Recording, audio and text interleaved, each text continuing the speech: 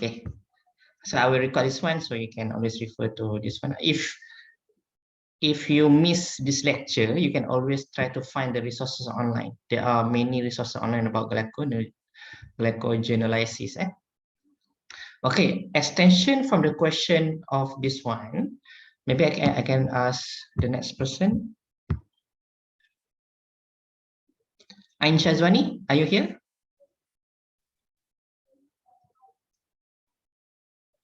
Ain Shazwani, are you here? No? Farisha? Ya saya. Saya ada. Okay, jangan takut. Kita tak makan awak ataupun kita tak ada markah. Kita lepak-lepak je. Okay, kalau dalam kelas lagilah kita happy-happy je kan. Why this process of glycogenolysis, it can produce extra 1 ATP compared to glycolysis? Apa tadi maksudnya glycogenesis? Dia Glycolysis dia produce berapa net ATP?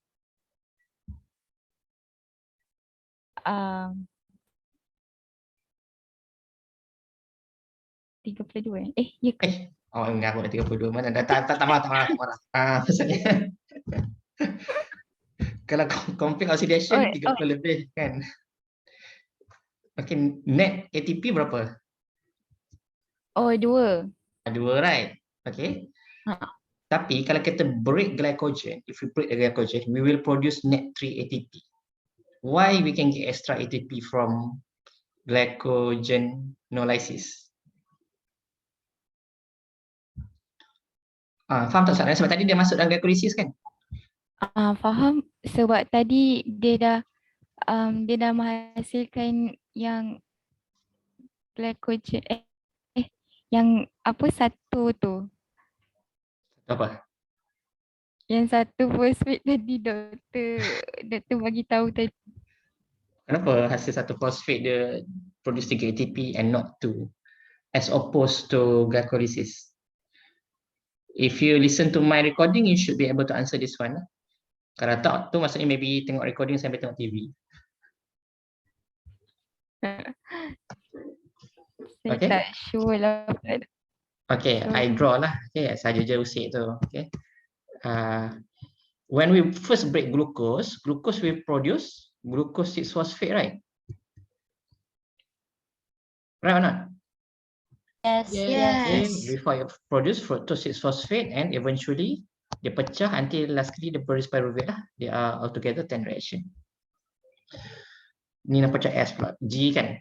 And I told you just now, if glycogen, they will produce glucose 6-phosphate as well, right? After go the isomerase reaction. And eventually it will undergo glycolysis lah. Remember the investment phase, it needs 2 ATP, right? Betul tak?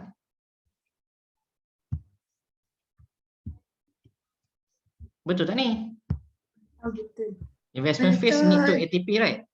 And the first ATP is actually used kat mana? Dia guna kat sini. Allah, tak notate. First ATP is being used here, right or not? Transferase reaction. Kan dia transfer satu fosfat kepada glucose kan? Ya, betul. Okay. In the reaction of glycolysis breakdown, what happen is kita bypass yang first ni. Do you understand? Oh. So Betul. instead of using 2 investment ATP, now we are just using one investment ATP as investment, right? So we get net total of 3. Yeah. So if you don't understand, you can ask your friends. What else? You can ask from. Okay. Next person. Who is next person? Izati, are you here? Yes, Doctor. Okay, what's the difference between glycogen in the liver and glycogen in the muscle?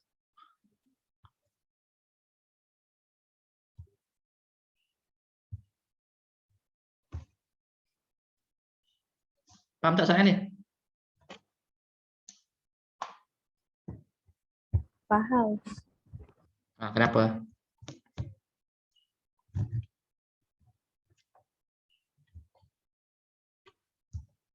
Anybody can answer? Sorry? Saya nak try. Okay.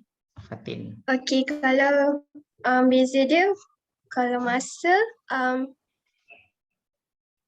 kalau dekat masa, dia masa yang tak cukup ATP. So, glycogen dia akan breakdown to glucose dan terus ke muscle untuk contract. Tapi kalau dia kat liver, dia macam untuk satu badan. Bila satu badan liver glucose tu tak cukup, and then dia akan transport to glucose tu akan ke bloodstream and transport dekat tissue. Fatin, dulu awak ni student medik ke? No. Okay, the answer is correct. So anybody of you guys, if you want to understand more, can ask Fatin. Okay, so the answer is the glycogen for the muscle is for the muscle use, but the glycogen for the liver is for the whole body. Okay, not for the liver itself. Okay, can we ask the next person? Thank you, Fatin. Okay, very good. Siapa? Farisha dah tanya ke belum? Dah ke tadi? Ya, saya doktor. Belum lagi? Belum. Okay. Why can glucose 6 phosphatase affect both glycogenolysis and gluconeogenesis? Sebab yang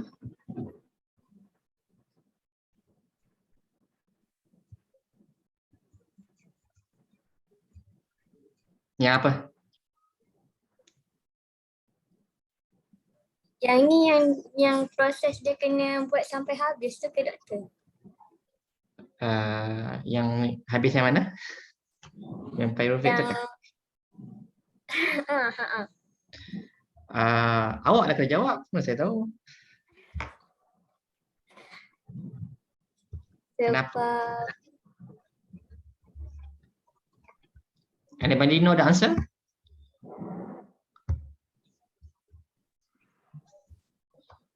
Haris macam nak jawab je tu.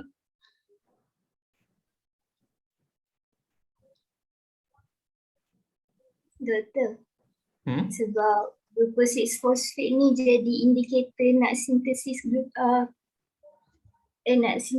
glucose ke tak ke? Blood sugar level. Actually, glucose 6 phosphatase is an enzyme that is reverse of hexokinase. Okay, saya lukiskan lagi. Okay, eventually kita akan produce pyruvate kan? Alright, so this is glycogen. It produces glucose 6 phosphate. So just now we agree that in the muscle, this glycogen will produce ATP.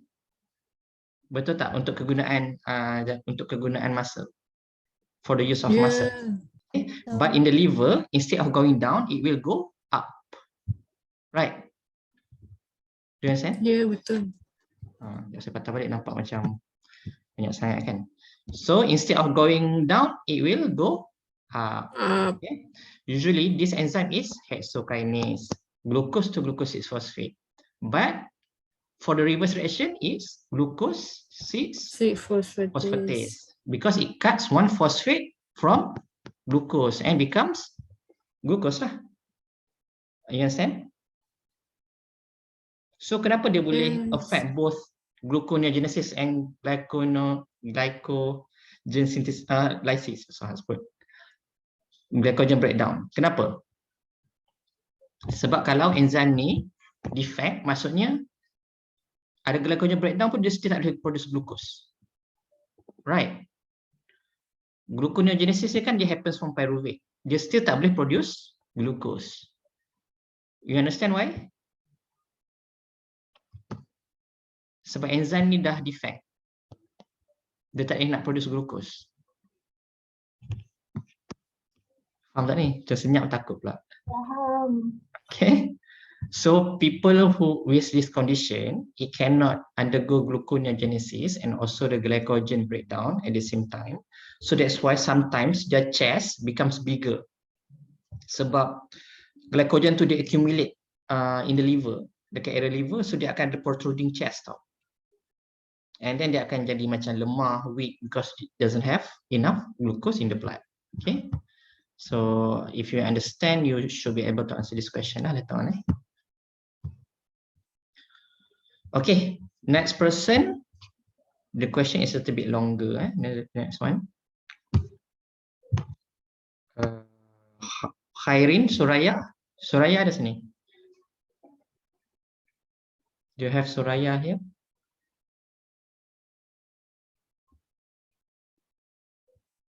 Afidah? Ya, saya. Okay, Afidah, can you answer the next one? Ni.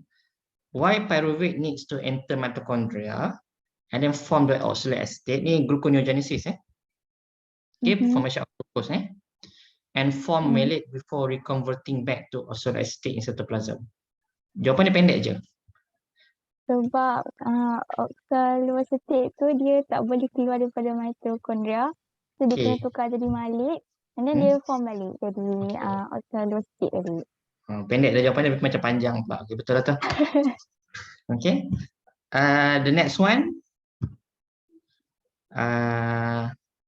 Anis Nabila. Yes, Doktor. Okay. Why can alcohol disrupt Cori cycle? I think because alcohol they decrease glucose conversion to lactate and vice versa. Why? Jawapan tu betul tapi dia tak 100% accurate lagi.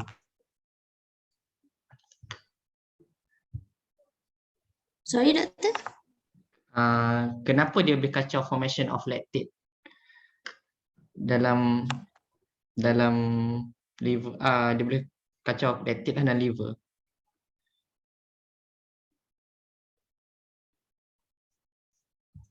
Maybe Adiba can help. I can see your name here. Sebab lactate sebab alkohol tu nanti dia tukar NAD plus kepada NADH.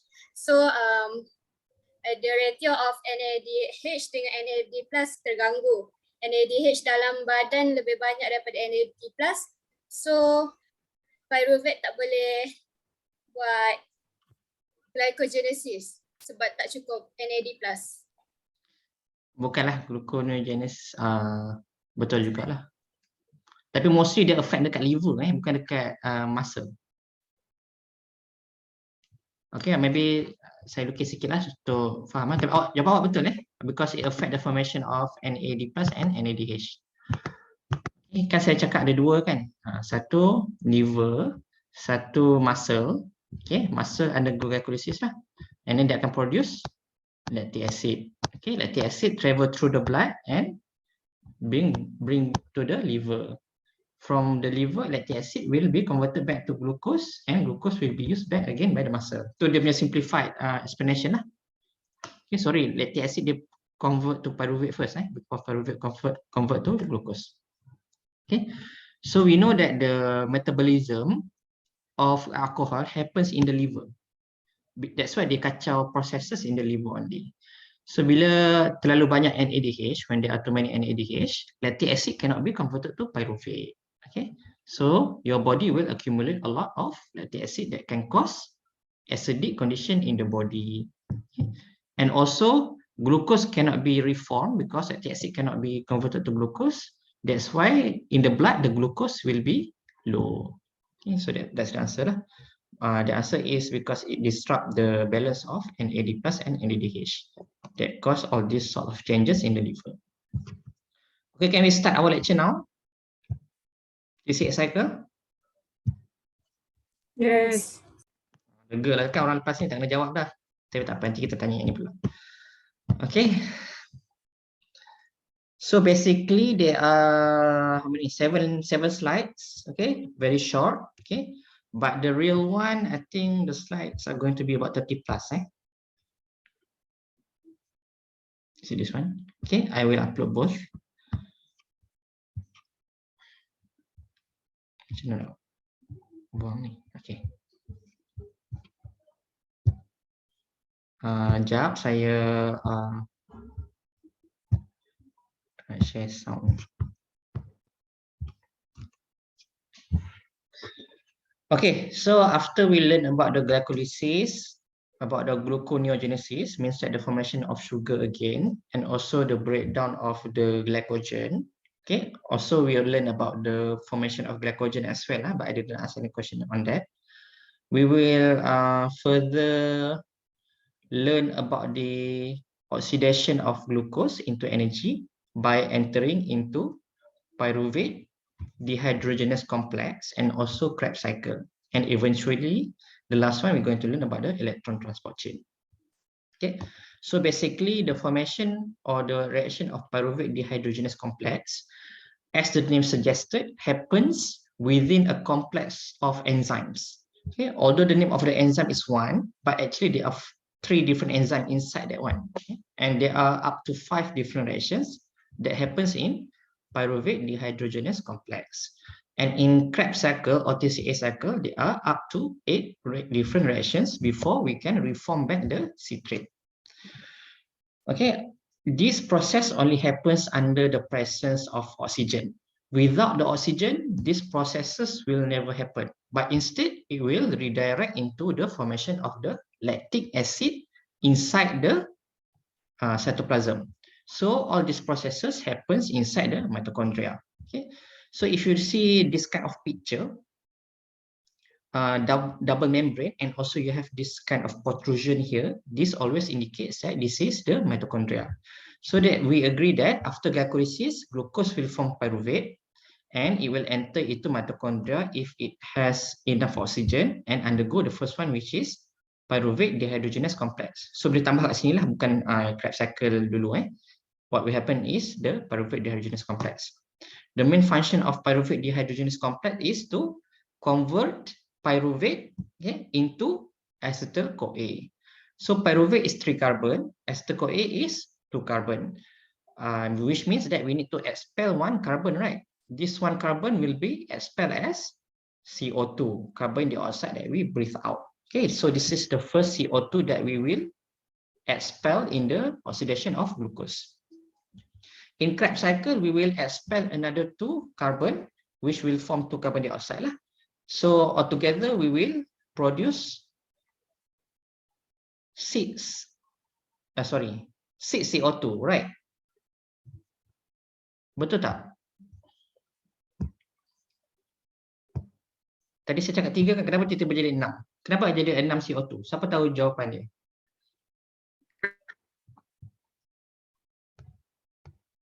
Kan kita ada pyruvate kan, kita akan produce. Doktor. Ya. Sorry, tadi doktor tak dengar explanation. Ya ke? So saya cakap seorang-seorang dulu ni. Aduh, wifi fakulti ni memang kan. Okey, pyruvate kepada acetyl-CoA ni 3 karbon kan? Acetyl-CoA 2 karbon kan? Right or not? Acetyl, acetyl 2 carbon and then we attach to CoA lah. So this is the main function of pyruvate dehydrogenase complex. So means that we expel 1 CO2, right? Betul tak? Betul. And we attach 1 CoA, betul tak? Betul. Okay, so this is the first CO2. And I told you guys in Tca cycle, we will expel another 2 CO2. But altogether, 1 glucose can produce 6 CO2. Why 6 CO2? Kenapa bukan 3 je?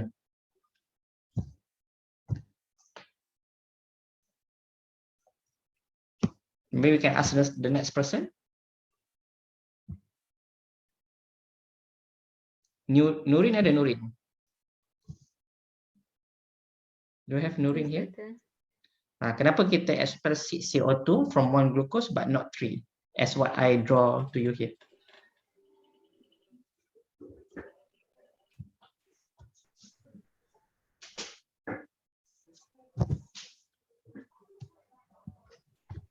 Anybody know the answer? Sebab ingat tak, pyruvate ni kita produce berapa daripada glukos? 2. 2, right? So means that there will be double the reaction, right? Because they are 2 pyruvate. So we need to times everything by 2, starting from pyruvate until the electron transport chain. Do you guys understand that one? Faham tak? Pyruvate ni ada 2 kan? So lepas ni Ya, ada 2. semua ke darab 2. Okay? So remember we produce 6 CO2 lah. And on top of this one, as the name suggested here, dehydrogenase means that this is kinase reaction kan? Mesti ada NADH. So kita juga produce 1 NADH kat sini. Understand tak? Faham tak? Sekejap, maksudnya asalnya kita ada 2 pyruvate. Satu pyruvate akan akan release 2 Bukan. carbon dioxide. Satu glukos dia akan produce 2 pyruvate.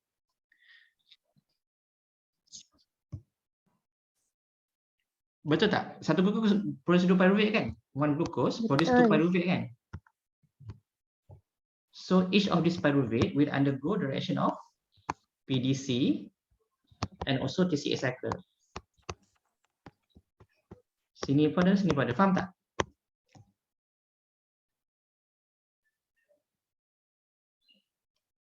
Tak faham ke? Faham tak? Lepas tu jadi 6 tu sebab sini dia produce 1 CO2. Sini pun produce 1 CO2. Kan dalam Tca cycle saya cakap tadi dia produce 2 CO2 kan? So sini pun produce 2 CO2 jugalah. So altogether 6 lah. Ni 2, ni 2, ni 1, ni 1. 4, 6 tu lah. Anybody of you guys don't understand? Okay. Sebab ada 2 reaction yang terjadi. Faham. Sebab ada 2 pyruvate. This is important for you to understand so that later when we calculate the ATP, we will know how many ATP is being produced from one glucose, but not one pyruvate. But for now, we will take a look at one side only first lah. Sini dulu. Tapi eventually later on, you can darab everything in 2. Okay? Because of that reason I told you just now. Because we produce 2 pyruvate. Okay. Also from this picture, I want to show you guys there are 2 types of the formation of ATP. The first one is substrate level phosphorylation. Okay, the easiest way to know is actually substrate level is any ATP that is being produced without the use of electron transport chain. Okay, another one is oxidative phosphorylation, means that any ATP that we produce by going through electron transport chain. Okay, so any ATP that kita produce kat glycolysis, dengar tak bila macam cakap unstable ni? Boleh. Okay, yang kita produce kat glycolysis, ni lah substrate level phosphorylation. Tapi kalau dia masuk dalam ETC, semua dia jadi oxidative phosphorylation. So kena tahu difference between these two. So Krebs cycle pun substrate level juga sebab dia tak undergo electron transport chain. Alright.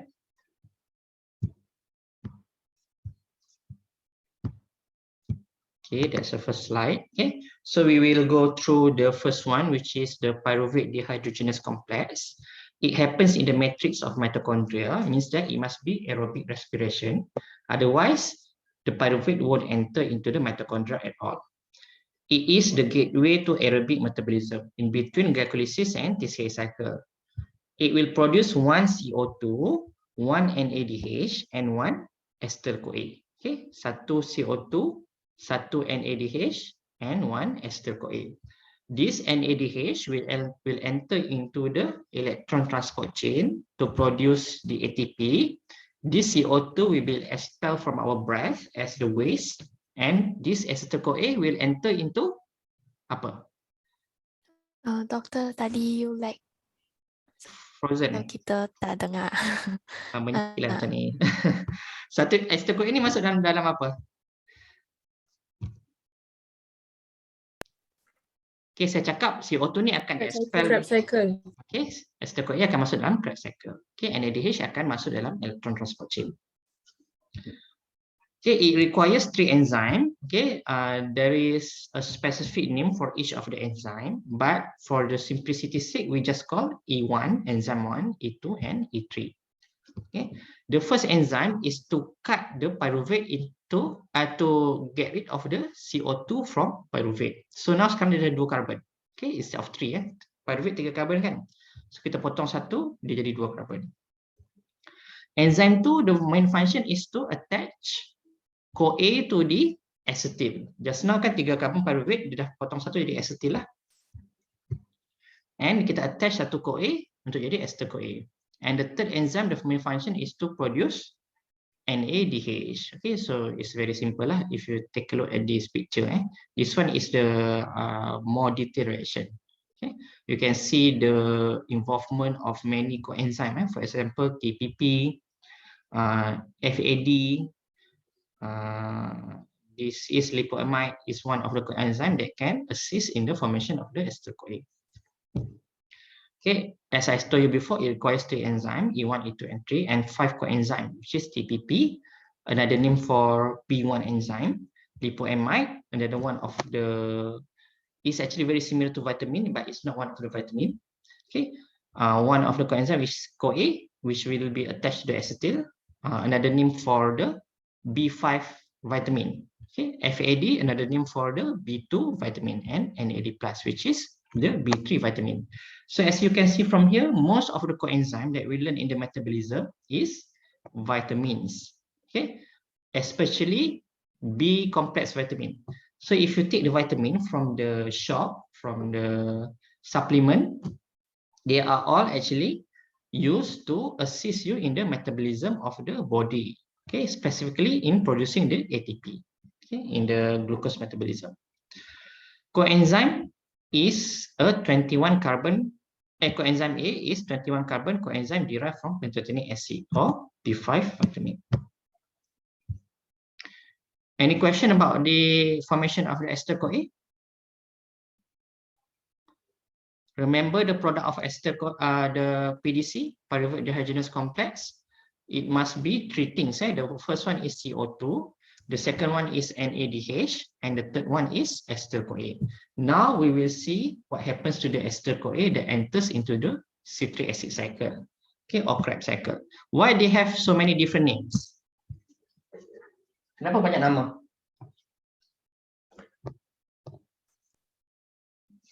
Anybody knows why? Satu nama apa orang kata? Orang yang jumpa benda tu. Okay, which is crab kan? Nama orang tu crab. Satu lagi mungkin yang lain mungkin sebab dia tengok apa benda apa yang terlibat dalam cycle tu. Betul. Okay, which is the first one, the citrate. Okay, citrate is another name of citric acid lah. Can you hear me? Dia cakap internet connection is unstable lah. Okay, so citric acid is... Cuba tutup kamera. Kadang dia macam bantu.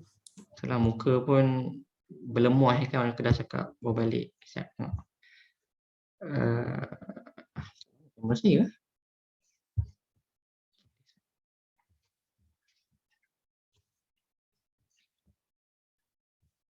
Mana tadi?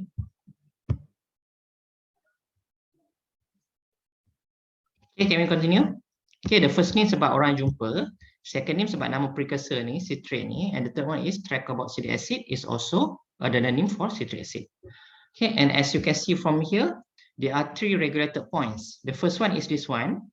Okay, formation of citrate from acetyl-CoA and also oxaloacetate. Kita nampak banyak nama oxaloacetate. oxaloacetate is also being used to form the glucose, and it can also be used as precursor to the formation of amino acid and so on. So oxaloacetate is one of the important precursor of many biosynthesis reaction in the body. Okay, the first regulated points is this one. As you can see, the one arrow without the reverse. Second regulated point is this one. Okay, isocitrate to alpha ketoglutarate. And the third one is from alpha ketoglutarate to succinyl-CoA. So there are 3 regulated points in TCA cycle as well, similar to glycolysis. But of course, the regulated points are different. Cuma ada 3 juga. And as you can see from here, the inhibitor is ATP, acetyl-CoA, NADH, and fatty acid.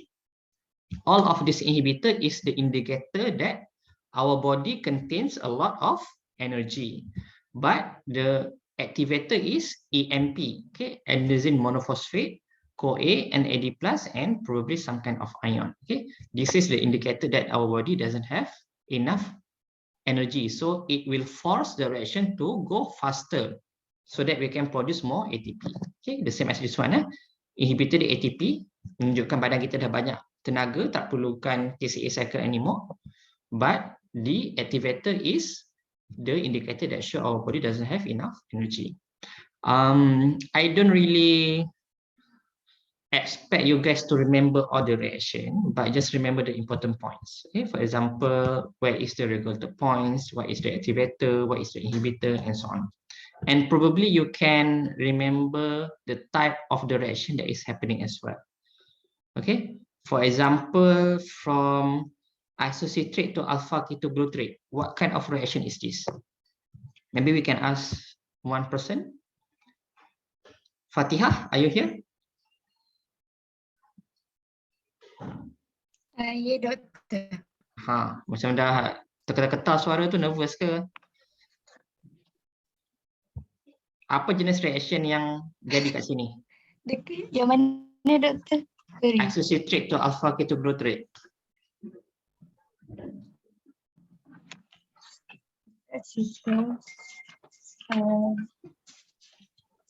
Macam banyak selak buku je tu. Redox ke? Kenapa redox? Sebab dekat situ ada NAD+.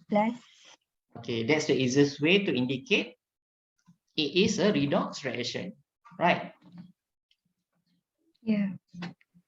Okay, tapi sebenarnya, okay, in reality, I just tell you here lah, this reaction is not as simple as redox reaction. There are actually 2 different reactions that is happening inside here, because this is actually a complexes of enzyme. So if you just answer redox, it's correct. But if you answer redox and lyase, they are also correct. Okay, because as you can see from here, there is decarboxylation happening here. Means that the removal of carbon dioxide. Decarboxylation is usually a lyase reaction.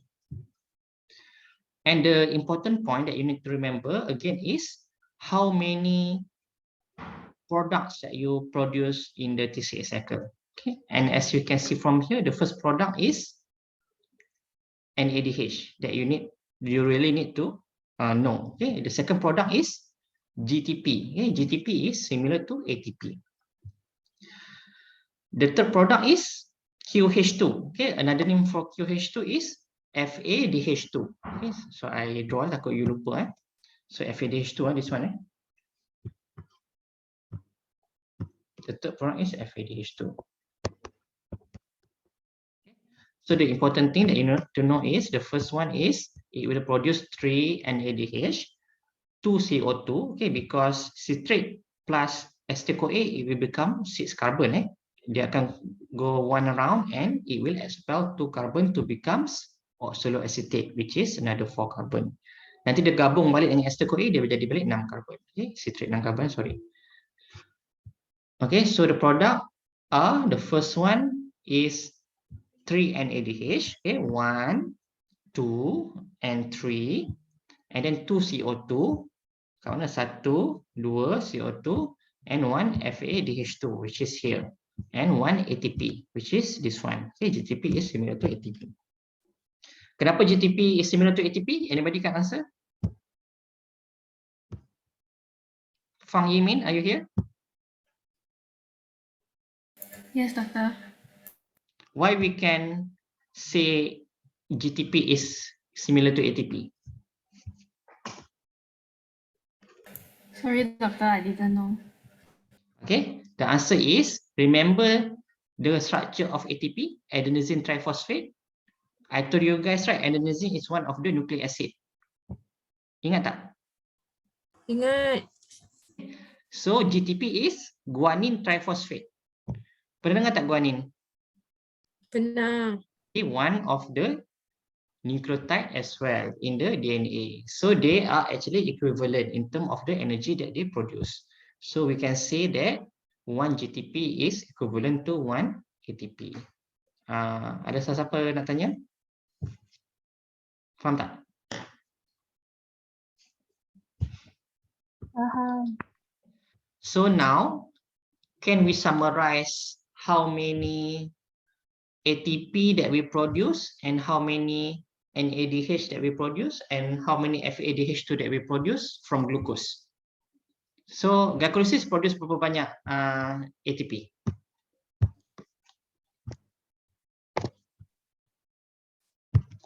Glycolysis, okay, produce berapa? 2 ATP kan?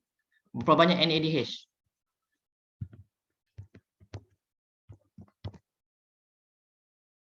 Berapa banyak NADH from glycolysis? Lupa dah tu 2 kan? Okay. 2. Okay, berapa banyak NADH from PDC? PDC yang kita baru belajar tadi? 1 ke 2? 2. Siapa cakap 1, siapa cakap 2?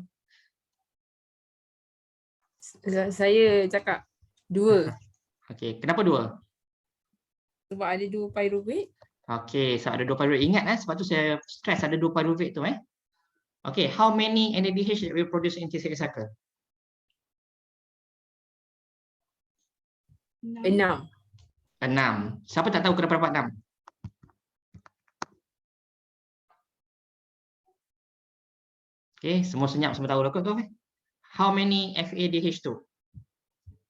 2. 2 FADH2. How many carbon dioxide in that we produce so far?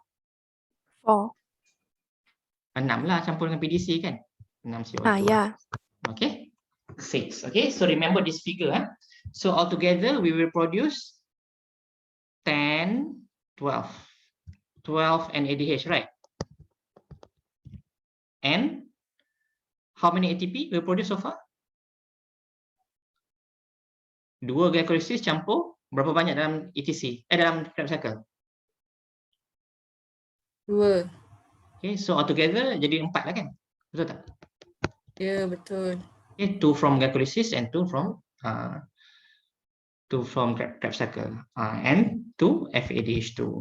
Did you guys calculate the number of ATP back in your matrix when you learn the biology course? Okay, nanti kita darab kan 12 NADH times how many ATP?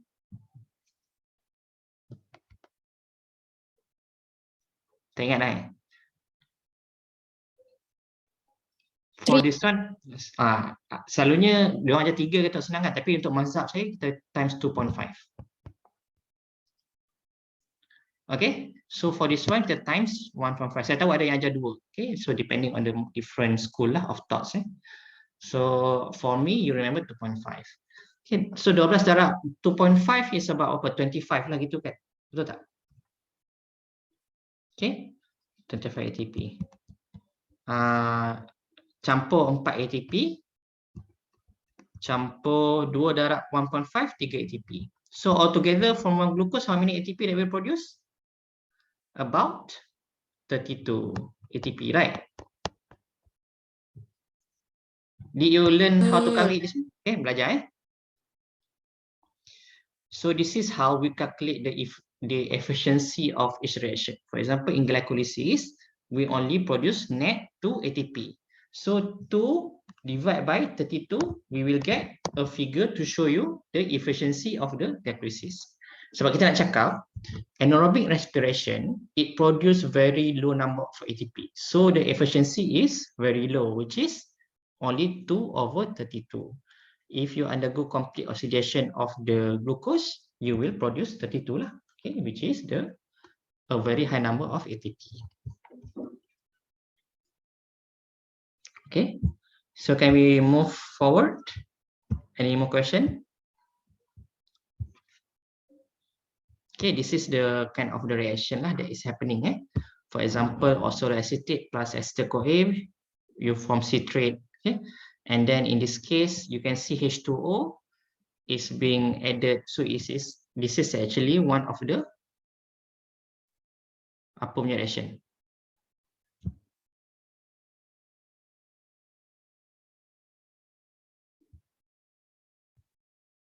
Okay, later you can go through by yourself lah. Okay, because we learn about this one in first lecture, citrate to isocitrate, isocitrate to alpha ketoglutarate, and so on. Okay. So I also tell you guys about the type of reaction here, for example, transferase, redox, lyase, and so on.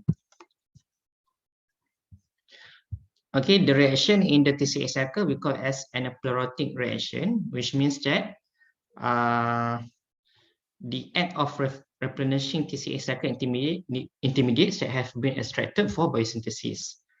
Okay, so if we extract these intermediates to produce other things, okay, for example, you take oxaloacetate to produce amino acid, to produce glucose. Okay, we call that as catalytic anaplerotic reaction. But if from this one to here, we call as anaplerotic reaction. We replenish back the amount of the intermediates inside the Tca cycle.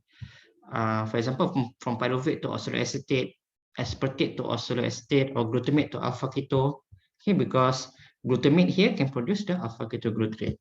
The pyruvate here can produce oxaloacetate or certain kind of amino acid. Okay, so that's all for the lecture on Tca cycle.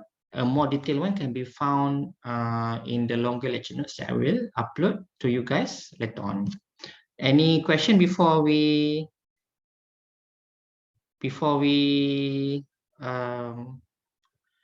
continue to electron transport chain?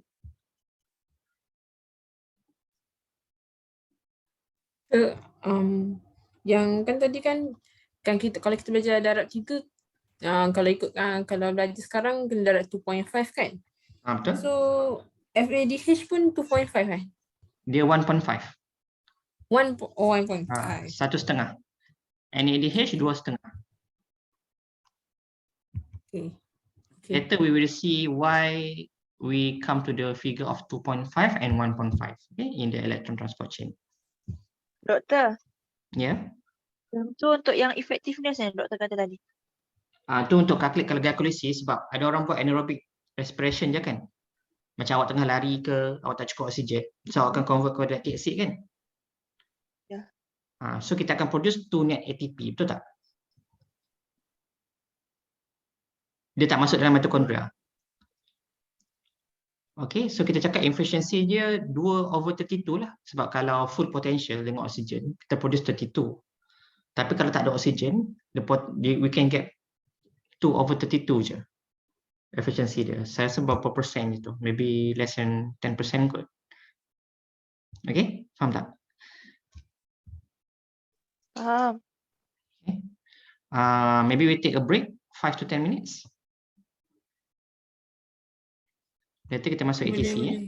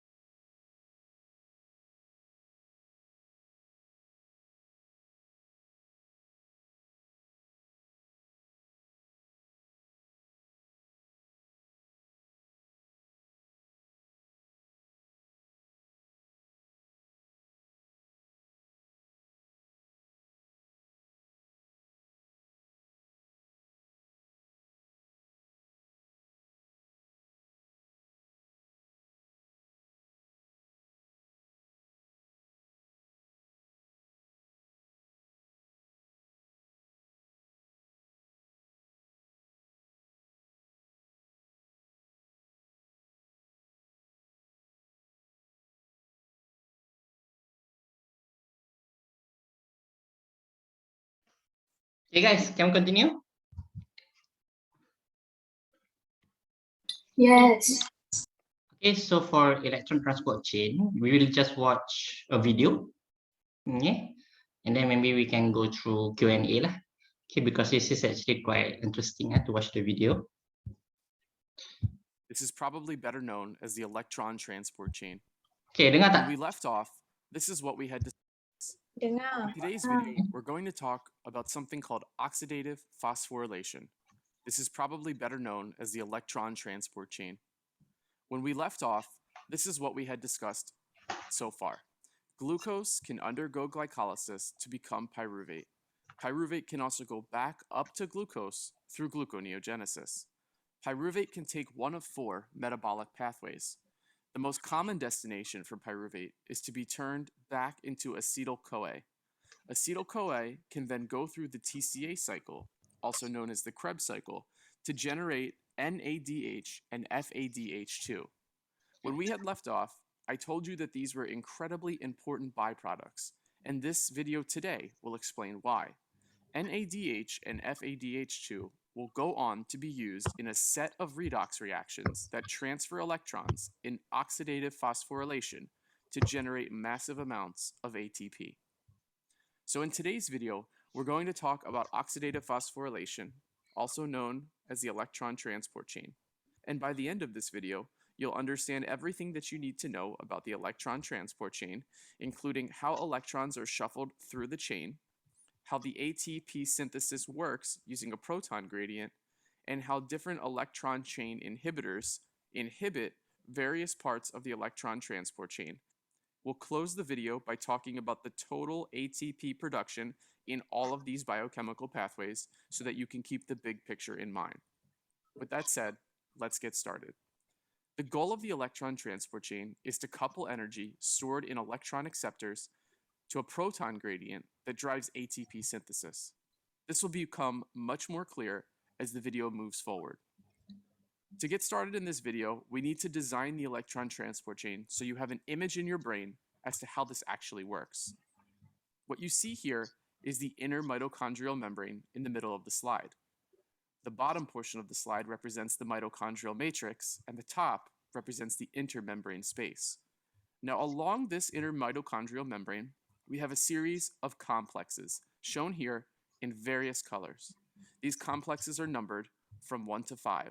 Complex 1 is shown in blue, complex 2 is shown in light pink, complex 3 in light green, complex 4 in that peach color, and complex 5, which is better known as ATP synthase, is shown as the gray triangle on the far right. Additionally, you have the presence of 2 other molecules that act not as complexes, but they are embedded in this area of the electron transport chain. Those are coenzyme Q and cytochrome C. So CoQ and cytochrome C, shown there in the darker salmon color. Now, technically, these are broken into 2 distinct parts of oxidative phosphorylation. The complex portion from 1 to 4, including CoQ and cytochrome C, is known as the electron transport chain, because this is where electrons get shuffled from one complex to the other. The ATP synthase, which pumps the proton gradient to generate ATP, and again, we'll talk about that at the end of the video, is technically known as chemiosmosis. Now, it's the combination of the electron transport chain plus chemiosmosis that is together known as oxidative phosphorylation. That distinction is probably not important for the purposes of exams, but for keeping the big picture in mind, you should know that when somebody refers to oxidative phosphorylation, they're referring to this entire process. But when somebody refers to the electron transport chain, they're technically only talking about the movement of electrons from complexes 1 to 2 to 3 to 4 to oxygen, but they're not actually talking about the final ATP synthase pump that generates the ATP. Now, how this works is the complexes exist in the membrane, and you have protons that are in the mitochondrial matrix. I told you that when we discussed the Tca cycle, the goal was to produce NADH and FADH2 for use right here in the electron transport chain. So let's illustrate why those molecules are so important. So along comes NADH, and NADH approaches complex 1. NADH can give up its proton and give up its electrons and become NAD+. In the process, it donates its electrons to complex 1. When the electrons enter complex 1 gets supercharged, illustrated here with the yellow fuzzy border. When this complex gets supercharged, it has the energy to pump the proton from the mitochondrial matrix into the intermembrane space. As it does this, it pumps more and more protons from the mitochondrial matrix into the intermembrane space, and you get the accumulation of protons on the other side of the membrane. This goes again from the mitochondrial matrix to the intermembrane space, but this pumping is only made possible by the electron given up from NADH supercharging complex 1. Now, after a while, the electron will sit in complex 1 and the proton gradient is beginning to form. On the top, in the intermembrane space, you have much more protons than exists on the bottom in the mitochondrial matrix. Now, at this point, the gradient is beginning to form and complex 1 will pass its electrons to CoQ. The electrons will go to CoQ and sit there awaiting further instruction. Now at this point, FADH2 comes along and approaches complex 2. Just like NADH, FADH2 was produced in the Tca cycle. It migrates here and begins its important role. FADH2 can give up its electrons and turn into FAD. In this process, it donates its electrons to complex 2. Complex 2, however, cannot become supercharged and cannot pump protons from the mitochondrial matrix into the intermembrane space. So the electron sits in complex 2 and awaits further instruction and ultimately gets passed to CoQ. Now I want to pause for a second. NADH only works at complex 1. FADH2 only works at complex 2.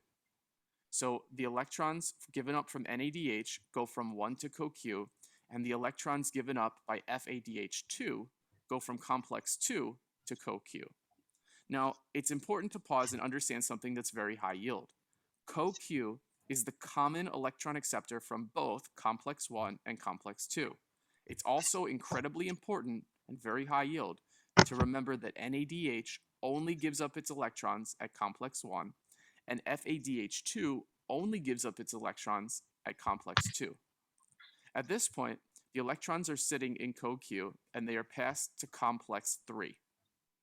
When the electrons go from CoQ to complex 3, it supercharges complex 3, which creates enough energy potential to pump the proton from the mitochondrial matrix through complex 3 into the intermembrane space. Just like we saw when complex 1 was supercharged by the electrons coming off of NADH, complex 3 is being supercharged by the shuffling of electrons both from complex 1 and complex 2 to CoQ to complex 3, supercharging it and helping to create this proton gradient. Look at the slide. In the intermembrane space, you're getting the accumulation of protons. There's a much greater positive charge on the intermembrane space than there is in the mitochondrial matrix. So we're continuing to form a very big proton gradient. At this point, complex 3 will pass its electrons on to cytochrome C. At cytochrome C, the electrons arrive and then get passed to complex 4. At complex 4, the electrons enter it and supercharge it, just like we've seen in complex 3 and in complex 1. Once supercharged, complex 4 has enough energy to pump protons from the mitochondrial matrix into the intermembrane space. Again, the proton gradient continues to form. Look at the top of the slide. The intermembrane space is laced with tons of positively charged protons. So there's a proton gradient compared to the mitochondrial matrix, which has fewer protons. At this point, look, Mom, I got you the new Febreze 2-in-1. Isn't Febreze a refresher for fabrics? Yes, Febreze now kills up to 99.9% of viruses and germs, not only on fabrics, but also on hard surfaces. And it smells so good. Kills up to 99.9% of viruses and germs, including the COVID-19 virus. One of the great challenges in this world is knowing enough about a subject to think you're right. complex 4 has the electron sitting inside of it, and it needs to pass to the final electron acceptor. The final electron acceptor is oxygen. The electrons are passed to oxygen, which splits into 2 oxygen ions, and protons are added, creating 2 water molecules. Let's pause for a second. It is incredibly high yield to understand that the final and ultimate electron acceptor in the electron transport chain is oxygen. And by accepting the electrons and accepting protons, 2 water molecules are formed. Everything that I just said in that sentence is incredibly important and high yield to keep in mind when you're taking exams. Look at the electron transport chain. Complex 1 and complex 2 pass their electrons to CoQ. CoQ pass their electrons to complex 3. Complex 3 pass their electrons to cytochrome C. Cytochrome C pass their electrons to complex 4. And complex 4 pass their electrons to the ultimate electron acceptor, oxygen, which split into 2 oxygen ions before forming 2 water molecules. Everything that I've just said is the electron transport chain. At this point, the electrons have been shuffled from one complex to the next, supercharging the square complexes that you see here, which are complexes 1, 3, and 4, to pump protons from the mitochondrial matrix into the intermembrane space. Now, at this point, we've formed a massive proton gradient. There are so many protons in the intermembrane space and so fewer protons in the mitochondrial matrix. Now, it's at this point that ATP synthase comes into play. ATP synthase is going to make use of this proton gradient to generate massive amounts of ATP. So along comes the molecule ADP, and ADP wants to turn into ATP, which is a higher energy molecule that can be used to give energy throughout the body. But in order to catalyze this conversion, we have to put an energy source into this reaction, because you can't just go from a lower energy source, ADP, to a higher energy molecule, ATP, without some type of energy input. It's at this point that ATP synthase takes advantage of the proton gradient, which was being formed by complexes 1, 3, and 4. The protons will always want to flow down its gradient. That is to say, molecules in general like to flow from high energy states to low energy states to achieve equilibrium. So protons will flow from the intermembrane space down through ATP synthase back to the mitochondrial matrix. And when they do this, it is an energy input that catalyzes the conversion of ADP to ATP. That is how the energy is formed, and massive amounts of ATP are formed during that step because there's such a large proton gradient that can continuously flow downhill. Now, as those protons come across ATP synthase, they build back up on the mitochondrial matrix. So they're sitting in front of complexes 1, 3, and 4, ready to be pumped back up into the intermembrane space when 1, 3, and 4 get supercharged. As you can see, the cycle continues and the electron transport chain can continue to churn out ATP so long as NADH and FADH2 are being shuffled from the Tca cycle to the electron transport chain to continue the flow of protons. Now here's where we are at this point. That is how the electron transport chain works, and that's how electrons are shuffled along this membrane. Now, what's important for the purposes of exams, and what's very high yield to know, is what drugs and what molecules inhibit each of these steps. Now, I've drawn them here on the slide. Rotenone inhibits complex 1. Antimycin inhibits complex 3. Cyanide and carbon monoxide inhibit complex 4 and cytochrome C. Oligomycin inhibits ATP synthase.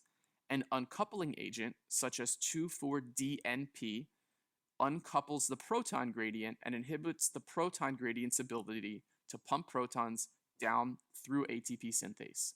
These are 5 electron transport chain inhibitors, or 5 inhibitors of oxidative phosphorylation that you absolutely need to memorize.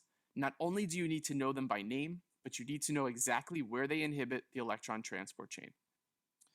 Again, I'm including this here in this discussion because the purpose of the electron transport chain is to generate ATP. Now, we've already talked about glycolysis, about gluconeogenesis, about pyruvate metabolism, and about the Tca cycle. And at each point in these steps, you generate small amounts of ATP, but nothing compares to the massive amount of ATP generated in oxidative phosphorylation. Let's slow down, take a step back, and look at the big picture when we talk about how much ATP is generated at each step along the way. In glycolysis, you actually do form a small amount of ATP. Go back to the glycolysis video and look at the total net reaction. You do form 2 ATP, but you also form some NADH, and NADH can be used in the electron transport chain as you've seen today. So from the ATP itself, in glycolysis, you net 2 ATP, but from the NADH that can go on to be used in the electron transport chain, that can turn into 3 to 5 ATP. Because again, it's NADH and FADH2, which are the very rich substances used to pull electrons to go through the electron transport chain. In pyruvate metabolism, we formed some NADH, which can turn into 5 ATP if that NADH is used in the electron transport chain. In the TCA cycle, you do form some ATP, but it's a very small amount. It's a net of 2 ATP. But where the money happens is from the NADH and the FADH2 formed by the TCA cycle, which can go downstream and be used in the electron transport chain. So I'm talking about what's shown in red on the slide. Now the TCA cycle produces 6 NADH and 2 FADH2. In one spin of the TCA cycle, it produces 3 NADH and 1 FADH2. But the TCA cycle always spins twice. So you multiply those numbers by 2 to get 6 NADH formed and 2 FADH2 formed. Now, over the years, biochemists have figured out that for each NADH molecule, you can form 2.5 ATPs. And for each FADH2 molecule, you can form 1.5 ATP.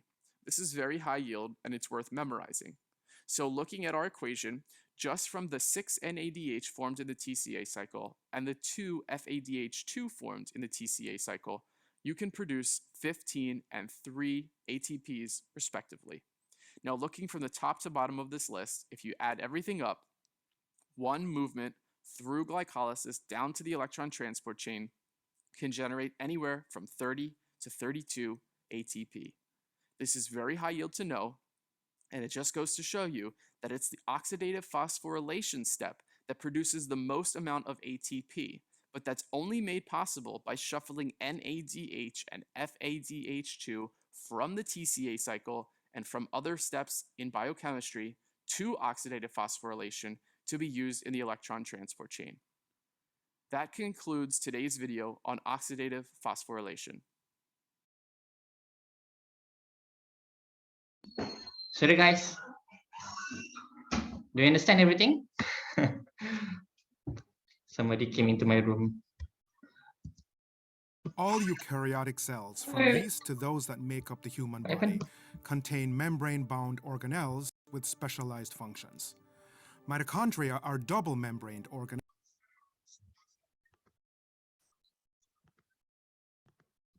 Okay, do you understand guys?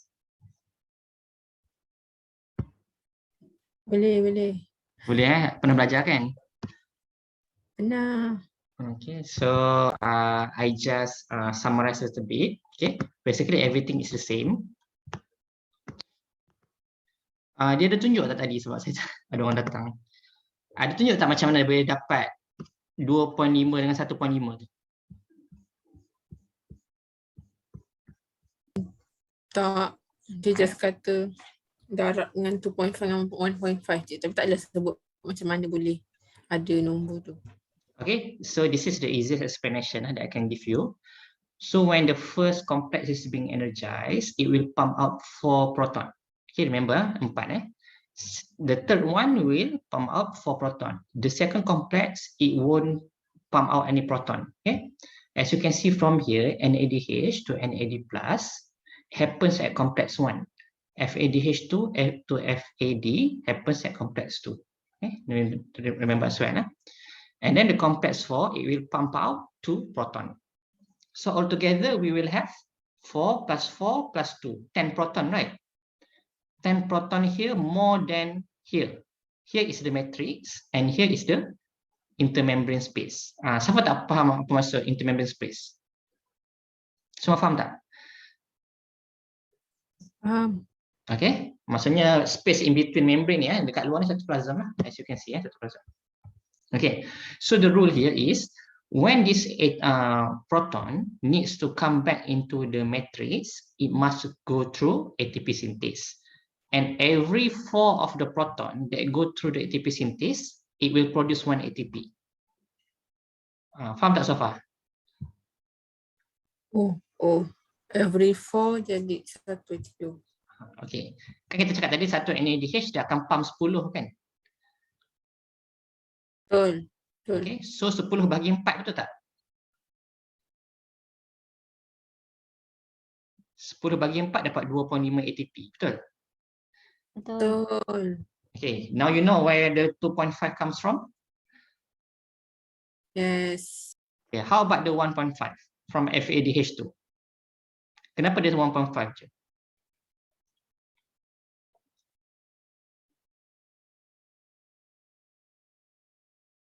Okay, sebab dia skip complex nombor 1 kan? Skip complex number 1. Right? So it will go, kita cakap complex 2 doesn't pump out any proton, but complex 3 pump 4 and complex 4 pumps 2. So semua jadi 6 je lah, betul tak? From 1 FADH2. Betul. Okay, so 6 divided by 4, you get 1.5. 1.5. So you know where the 2.5 and 1.5 comes from? Yes. Yes. Okay, so siapa tak faham, dia tanya yang cakap yes tu or come to send me email or come to see me lah. Okay, and also from here, you actually can see there are 2 types of what we call as mobile carriers. Okay, the first one is coenzyme Q and second one is cytochrome C. We call them as mobile carriers because they can move from one complexes to another by shuttling the electron. Okay? As you can see from here, cytochrome C is actually a little bit inside the membrane because it is membrane soluble. Remember, this one is a little bit floating on top of the membrane because it is not lipid soluble. So dia akan kan membrane ni most of the composition is lipid, right? Okay, so dia macam terapung dekat atas in the membrane ni. Tapi cytochrome C actually dia half of it is inside the membrane because it is lipid soluble. Okay, tadi ada cakap nak notes nanti saya upload Do you have any questions so far? No. Okay, pretty easy to understand Okay, so I just show you some of the what we call structure of the ATP synthase. Another name for ATP synthase is actually complex number 5. Okay, it is actually divided into 2 major parts. Okay, the first one is F0. It is actually this part, the blue and the apa color ni, purple kot. Okay, F0. Sorry, this one is F1. Ni F1 silap. F1 this one is F0. So F0 ni subunit A, B and C. So as you can see from here, A, B, okay, the pink color, and then the light purple color, B and C. And the second component is denominated in Greek letters, okay, which is alpha, beta, gamma, and what is another one? This one macam E ni. Tahu tak? Alpha, beta, gamma dengan apa ni satu lagi ni? Apa tu Greek letters saya lupa. Epsilon ini. Epsilon. Okay. So the way to remember these 2 components, the first one, it contains the Greek letters, and the second one, it contains the normal consonants lah, A, B, C, D, E. A, B, C lah in this case. So when this proton go through this ATP synthase, complex number 5, it will move, this C will move one position and B will move another position. Awak pernah tengok, korang pernah tengok tak black pepper punya tu? Black pepper punya apa?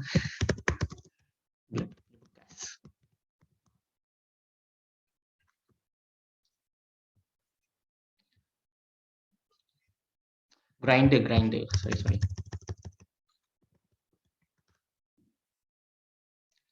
Tahu tak black pepper punya grinder ni? Tahu. Okay, so kan bila kita nak grind, kita pusing kepala dia one side, dia punya kaki dia another side. Do you know that? Betul. Okay, so this one actually works like the black pepper grinder. Okay, one side will turn to the right, another side will turn to the left. Okay, and then this movement can form this ATP. Okay, like I told you, 4 proton can produce 1 ATP. So that's why we get 2.5 and 1.5.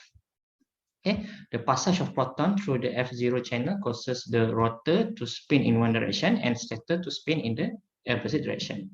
So estimated passage of 4 ATP, 3 ATP here, and 3 estimated passage of 3 proton here and plus 1 proton here.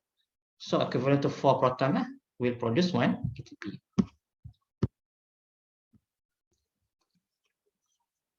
Okay. And I just want to show you the last slide, okay, which is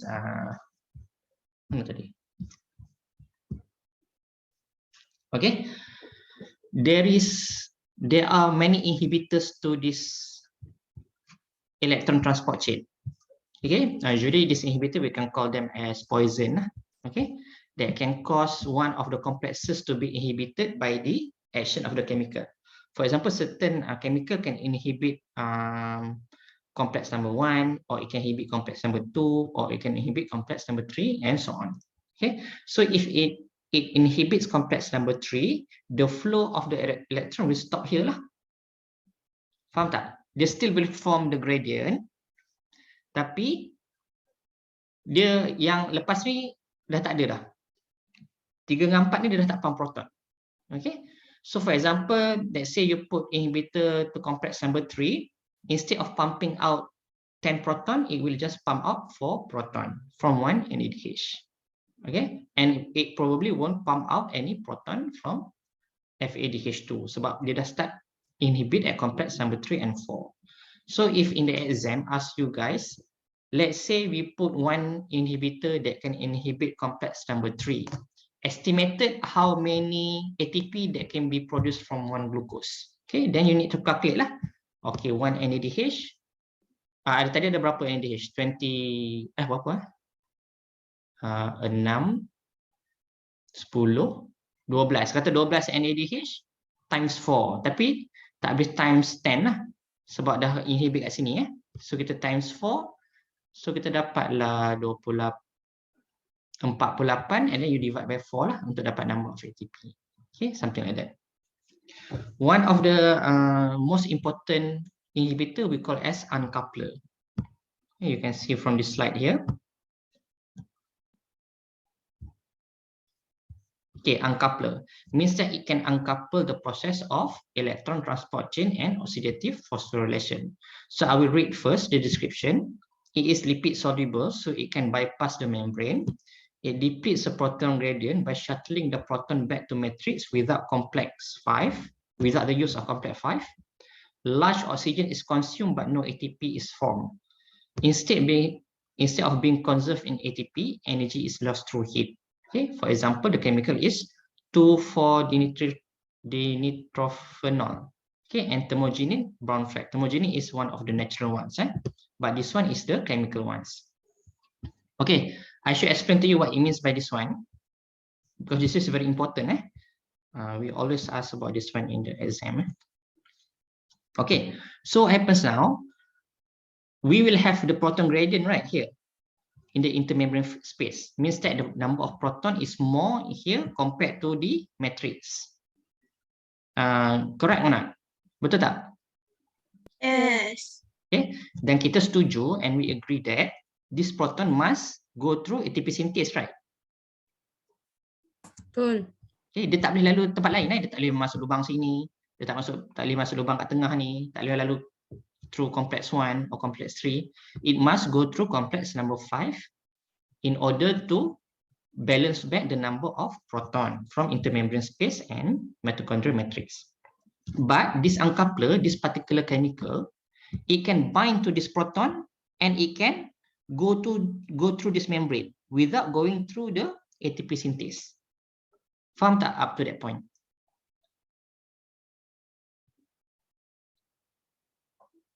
Do you understand or not? Faham tak ni? Nak kena ulang. Doktor ulang lagi sekali boleh? Kan saya cakap proton ni dia mesti lalu ATP Synthase kan? Betul. Tapi ada chemical yang boleh bind dekat proton ni, H+ ni, dan dia boleh travel through the membrane tanpa melalui ATP Synthase. Oh.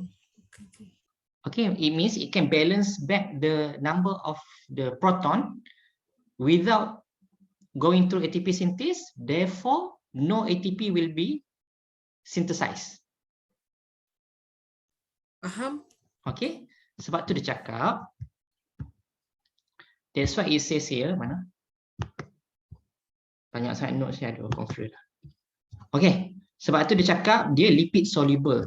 Sebab tu dia boleh go through the membrane of the mitochondria. Okay, kan kita setuju yang membrane ni sebenarnya membrane ni lipid kan? Lipid bilayer kan? Dia boleh bawa, dia boleh bind to this proton and go through this lipid bilayer without going through ATP synthase. So instead of conserving all this energy from the movement of electron in form of ATP, it will be lost as heat sebagai haba.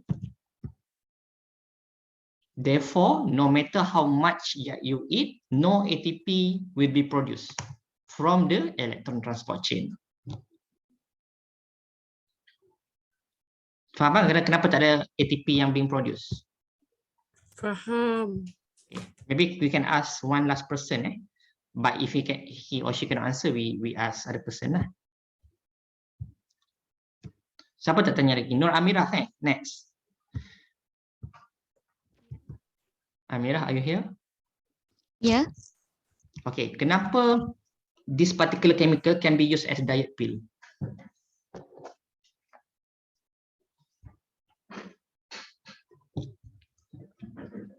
Why can we use as diet pill? Sebab dia tak hasilkan ATP. Habis tu tak ada tenaga lah. Kenapa boleh jadi diet pill pula? Iwana, any suggestion?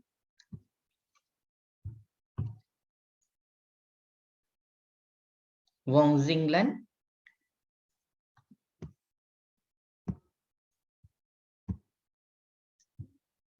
Doktor nak cuba. Okay. Supaya nanti kita ambil energi dekat fats ke? Okay, betul. Which is correct. Tapi kalau daripada sequence of the event that I told you just now, macam mana kita nak cakap dia nak ambil energy perfect tu? Maybe saya cakap lah sebab saya pun nak balik awal lagi. Compile. Okay, so why we can use this one as diet pill? Okay, because our main purpose of eating food is to get the energy, right? Betul tak?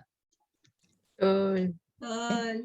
So bila kita makan tapi badan kita tak hasilkan energi yang kita nak, apa yang jadi? Our body will keep telling the body to speed up the reaction to produce the energy sebab tak cukup energy, betul tak? Betul. Okay, so what happen is no matter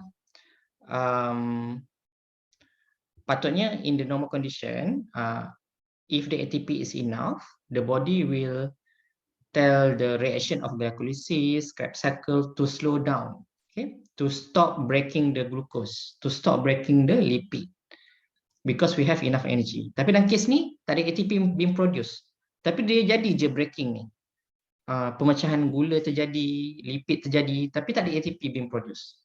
So the body keep burning the energy in order to get the ATP. Tapi tak ada ATP yang terhasil. Sebabnya bila tak ada ATP tu tak ada indikator untuk mengatakan stop breaking down glucose lah. Yes, stop catabolism. Faham kan? Faham. Sebab tu dia boleh jadi diet pill. Okay? Because when we eat this one, no ATP is being produced, but the body keeps breaking the sugar and also the lipid in the body. Okay? Sebab body beritahu terus continue the catabolism. We need the energy. We don't have enough energy. Okay? But there is drawback lah. Okay, especially in terms of the heat that is being produced during the process. Okay, so if you take even a tiny amount of this chemical, your body can overheat and it can cause death. Okay, so actually this chemical used to be as a diet pill, okay, back in 1940s, 1950s, but then they stopped because too many people die, okay, because of the overheating. So, any question before we stop here? Ada soalan tak? Tak ada. Okay, so next week tak ada lecture kan? Apa? Next week tak ada lecture kan? Tak ada. Tak ada. Okay. So we will continue a week Sorry, after doctor, that. I have questions. Sorry? Doctor, I have questions. Okay. Okay, so for the ETC one, you said that if the complex 4 is inhibited by cyanide, so the ETC 4 can still proceed or not? Okay. Complex 4 is inhibited by cyanide, right? Yeah. Okay. In theory, probably you will produce only 8 proton compared to the 10 proton that you're supposed to produce. So 8 divided by 4 equivalent to 2 ATP, right, from 1 NADH. Yeah, then the NADH and keep on producing the four hydrogen atom. 8 lah. Complex 1 and complex 3. So if complex 4 is inhibited, then the electron acceptor cannot function well. So how the flow will keep on moving? Okay, that's why I told you this is the theory. So actually, if there is cyanide that inhibit complex 4, and it will affect the electron carrier as well, electron acceptor as well, right? As electron acceptor ni oxygen lah. Yeah. Okay, that's why you can die because of the cyanide.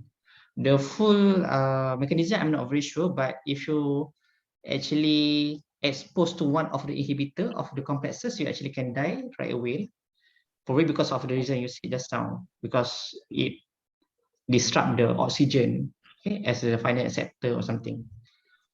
But okay, if you want to calculate the ATP, then we can say that it actually produces less ATP than it's supposed to be.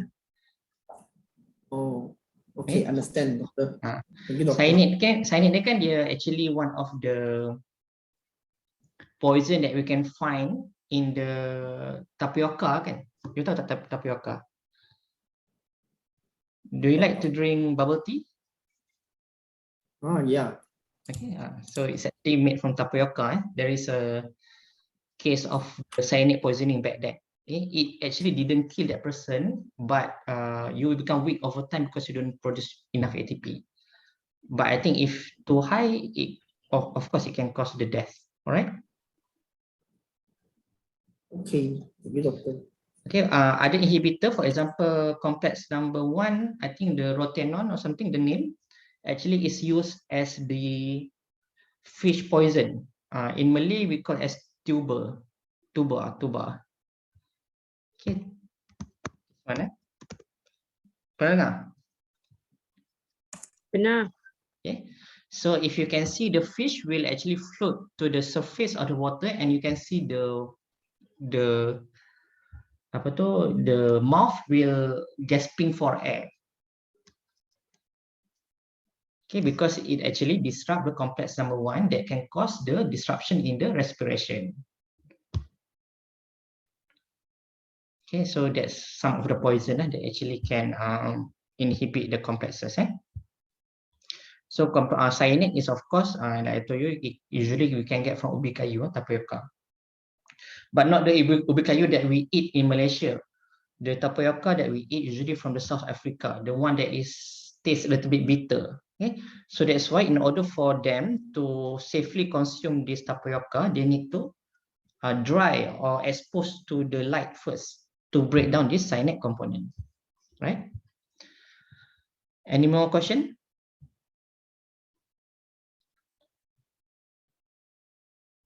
Soalan tak? I guess I will be meeting you face to face next lecture. Yes. Okay, so I'm very excited to see you guys. I hope you guys are excited too to learn biochemistry. Okay, I didn't when I was in undergraduate years. Okay, until then, thank you. See you soon. Confirm face to face for the next lecture. Oh, that question very difficult to answer lah. I think we probably depends on the Omicron, the new variant first, whether it's dangerous or not. Okay. Okay, you guys know, right? We have the new virus. Yeah. Spreading. Yes. So I hope I can see you guys, because you guys actually all adults now. You guys can take care of yourself. Okay. Even my kids, they are going to the Tca already now, and they are still small. Okay, so thank you. I see you guys soon. Thank you, Doctor. Bye.